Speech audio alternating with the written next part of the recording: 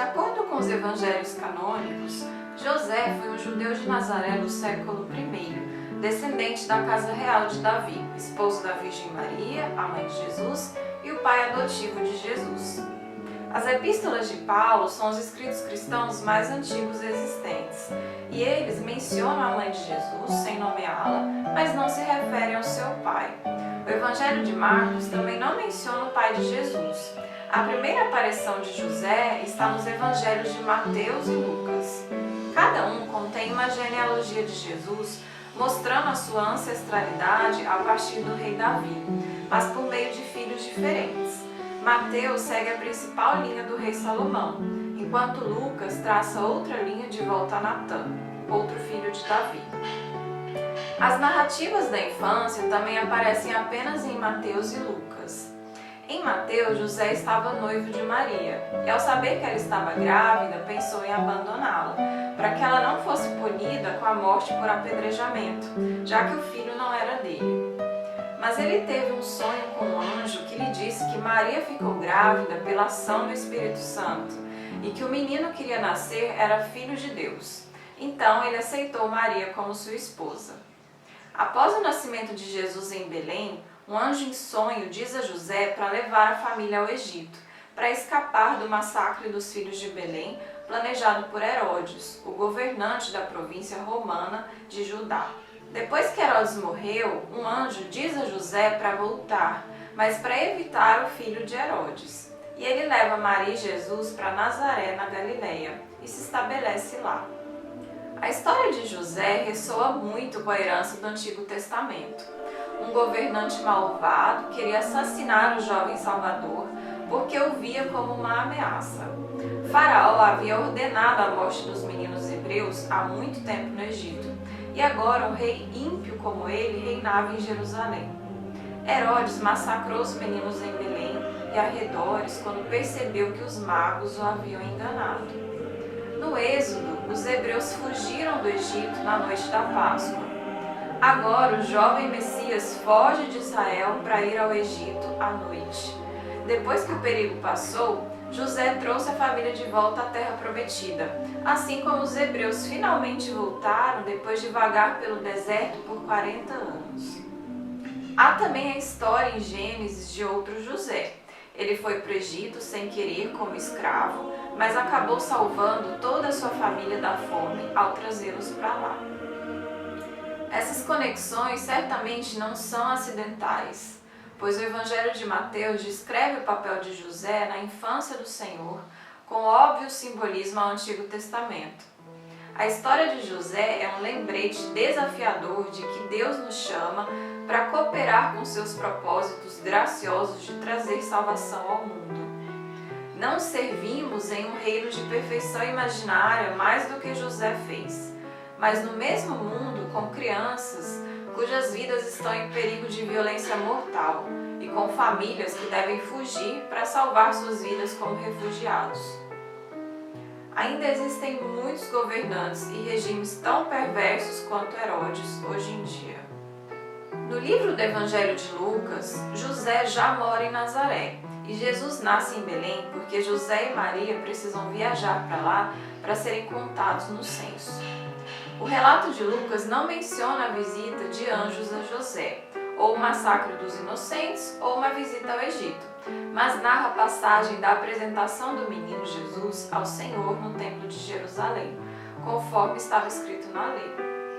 A última vez que José aparece pessoalmente em qualquer um dos evangelhos canônicos é na narrativa da visita ao Templo em Jerusalém para as festividades da Páscoa, quando Jesus tinha 12 anos, que é encontrado apenas em Lucas. Transcorridos os dias da festa, enquanto voltava para casa, Jesus ficou na Cidade Santa, sem que José e Maria percebessem. E depois de tê-lo procurado por 3 dias entre a multidão de peregrinos, foram finalmente encontrá-lo no templo, discutindo as Escrituras com os doutores da lei. De acordo com o evangelista Lucas, sua mãe o repreendeu, falando-lhe da preocupação que afligiu-a, assim como ao marido. Jesus, por sua vez, fala com seus pais sobre estar na casa de meu Pai, que significa Deus. No entanto, Ainda que tivesse ciência de que José não fosse o seu genitor, o adolescente Jesus comportava-se diante dele como um verdadeiro filho, respeitando-o. Essa história enfatiza a consciência de Jesus de sua missão vindoura. O Novo Testamento não menciona a morte de José, mas ele nunca é mencionado depois da infância de Jesus. E Maria é sempre apresentada sozinha, muitas vezes vestida de viúva, em outros textos e obras de arte, que cobrem o período do mistério e da paixão de Jesus. Se ele estivesse presente na crucificação, segundo o costume judaico, esperava-se que assumisse o comando do corpo de Jesus, mas esse papel é desempenhado por José de Arimateia. Tampouco Jesus teria confiado sua mãe aos cuidados de João, apóstolo, se o marido dela estivesse vivo. Em contraste, a narrativa apócrifa, a história de José o Carpinteiro, do século V ou VI, é moldurada como uma biografia de José, ditada por Jesus, descreve como José, de 90 anos, um viúvo com 4 filhos e 2 filhas, é encarregado de cuidar da menina de 12 anos, Maria, que então vive em sua casa criando seu filho mais novo, Tiago, o menor, o suposto autor do proto-evangelho, até que ela esteja pronta para se casar aos 14 anos e meio. Essa narrativa apresenta um longo relato da morte pacífica de José, aos 111 anos, na presença de Jesus, Maria e dos anjos. Essa cena começa a aparecer na arte no século XVII. As posições modernas sobre a questão da relação entre José e a Virgem Maria variam. A Igreja Ortodoxa Oriental afirma que José era viúvo e noivo de Maria, um parente idoso que relutantemente se tornou seu guardião quando ela teve que deixar o templo onde havia crescido. A posição da Igreja Católica, derivada dos escritos de São Jerônimo a partir de cerca de 400 d.C., é a de que José era marido de Maria, mas as referências aos irmãos de Jesus deveriam ser entendidas como primos. Esse uso prevalece ao longo da história e ocorre em outras partes da Bíblia. O sobrinho de Abraão, Ló, foi referido como seu irmão em Gênesis, assim como o tio de Jacó, Labão. O próprio Jesus frequentemente usava a palavra irmão como um termo genérico para o próximo. E esse costume continuou nos tempos modernos, com amigos íntimos, colegas e outros fiéis, frequentemente chamados de irmãos e irmãs. Nos evangelhos, a ocupação de José é mencionada apenas uma vez. O Evangelho de Mateus pergunta sobre Jesus: "Este não é o filho do carpinteiro?" A descrição de José como um tecton foi tradicionalmente traduzida do grego como carpinteiro, mas é uma palavra bastante geral, da mesma raiz que nos dá a palavra técnico, que poderia abranger os fabricantes de objetos em vários materiais. O termo grego evoca um artesão com madeira em geral, ou um artesão em ferro ou pedra, mas a associação específica com o trabalho em madeira é uma constante na tradição cristã primitiva. Outros estudiosos argumentaram que tecton poderia igualmente significar um artesão altamente qualificado em madeira ou metal de maior prestígio, talvez administrando uma oficina com vários funcionários.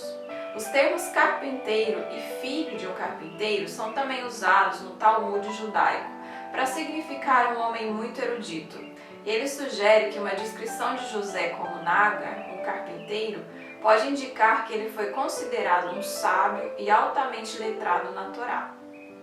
Os primeiros registros de um segmento devocional formal por São José datam do ano 800, e as referências a ele como Nutridor Domini, ou educador, guardião do Senhor, começaram a aparecer no século IX e continuaram crescendo até o século XIV. São Tomás de Aquino discutiu a necessidade da presença de São José no plano da encarnação, pois se Maria não tivesse se casado, os judeus a teriam apedrejado e que em sua juventude Jesus precisava do cuidado e proteção de um pai humano. Em 1870, o Papa Pio IX declarou José patrono da Igreja Universal e instituiu uma festa a ser realizada em sua homenagem na quarta-feira, segunda semana após a Páscoa. A festa de 1870 foi substituída no calendário geral romano de 1955 pela festa de São José Operário, a ser celebrado no dia 1º de maio. Essa data coincide com o secular Dia Internacional dos Trabalhadores. Em 1889, o Papa Leão XIII publicou a encíclica Quam Pluris, na qual exortava os católicos a orar a São José como patrono da Igreja em vista dos desafios que a Igreja enfrenta. O Papa Francisco, em 8 de dezembro de 2020, divulgou a Carta Apostólica Patris Corde, por ocasião do 150º aniversário da Declaração de Pio IX, em 8 de dezembro de 1870, sobre São José como patrono da Igreja Universal. Pelo mesmo motivo, declarou o ano de São José de 8 de dezembro de 2020 a 8 de dezembro de 2021. 19 de março é o principal dia da festa de São José no cristianismo ocidental, desde o século X. Pela fidelidade à sua esposa e dedicação paternal a Jesus, é tido como padroeiro das famílias. Ele é também venerado com o título de Castíssimo, de acordo com o dogma da virgindade perpétua de Maria. Tendo morrido nos braços de Jesus e de Maria, segundo a tradição católica, São José é considerado o modelo do crente piedoso que recebe a graça no momento da morte, ou seja, o patrono de uma morte feliz. São José é o padroeiro de várias cidades, regiões e países, bem como das famílias, pais, grávidas, exploradores, peregrinos, viajantes, imigrantes, vendedores e compradores de casas, artesãos, engenheiros e trabalhadores em geral. Na Sicília, São José é considerado por muitos como seu santo padroeiro, por evitar a fome durante a Idade Média. Segundo a lenda, houve uma forte seca na época e o povo orou para que seu santo padroeiro trouxesse chuva. Eles prometeram que, se Deus atendesse às suas orações por meio da intercessão de São José, eles preparariam um grande banquete para homenageá-lo. A chuva veio e o povo cumpriu a promessa. A fava foi a cultura que salvou a população da fome e faz parte dos altares e tradições do dia de São José. Dar comida aos necessitados é também um costume do dia de São José. Em algumas comunidades é tradicional usar roupas vermelhas e comer um doce napoletano, conhecido como zépola, criado em 1840. Macco di San Giuseppe é um prato tradicional da Sicília que consiste em uma sopa que remonta aos tempos antigos, preparada nesse dia com a fava como ingrediente principal. Na história da arte, José é mostrado principalmente com barba, não apenas de acordo com o costume judaico, mas também porque, embora os relatos dos evangelhos não deem a sua idade, as lendas posteriores tendem a apresentá-lo como um homem idoso, na época do seu casamento com Maria. Escritores anteriores consideravam as imagens tradicionais necessárias para apoiar a crença na virgindade perpétua de Maria. Por isso, São José se apresenta como uma figura secundária, sendo retratado como um homem idoso, quase sempre separado fisicamente de Maria, a fim de afastar qualquer suspeita da sua participação na procriação do menino Jesus. Nos últimos séculos, contudo, acompanhando o crescente interesse pelo papel de José na exegese do Evangelho, ele mesmo se tornou uma figura central nas representações da Sagrada Família.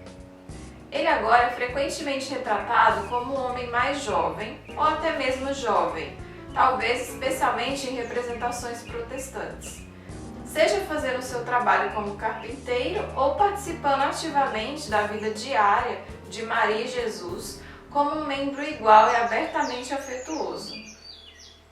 Os artistas espanhóis e mexicanos do século XVII reconceituaram José como uma figura importante, representando como um jovem, fisicamente robusto e diligente cabeça da Sagrada Família. Ciclos completos da sua vida são raros na Idade Média. O retábulo de Merhud, de cerca de 1425, onde ele tem um painel para si mesmo, trabalhando como carpinteiro, é um dos primeiros exemplos do que restou de representações relativamente raras de São José praticando seu métier. Algumas estátuas de José retratam seu cajado coberto de flores, lembrando o relato apócrifo do Evangelho de Tiago de como o esposo de Maria foi escolhido por meio da coleta de bengalas de viúvos na Palestina, estando apenas o de José cheio de flores, identificando como escolhido divinamente. É frequentemente representado também segurando lírios brancos, que simbolizam a virtude, a santidade, integridade e obediência a Deus. Indicam que São José foi o esposo terrestre da bem-aventurada Virgem Maria, cuja pureza é também representada pelo casto lírio branco. No meu caso, fiz a pintura de São José com o Menino Jesus para uma comissão, baseada em parte em uma estátua de autoria desconhecida, buscando retratar um pai jovem, forte, paciente, cuidadoso e amoroso, fundamental no desenvolvimento da personalidade humana e masculina do Menino Jesus. Dedico esse vídeo, o retrato e a pesquisa por trás dele a todos os cristãos perseguidos duramente ao longo da nossa história e a todos os pais de ontem, de hoje e de amanhã que com coragem e amor exercem o seu papel mais nobre, o de guiar e proteger os seus filhos, seguindo o exemplo do homem justo, virtuoso, humilde e trabalhador, esposo e pai da família mais importante da nossa história.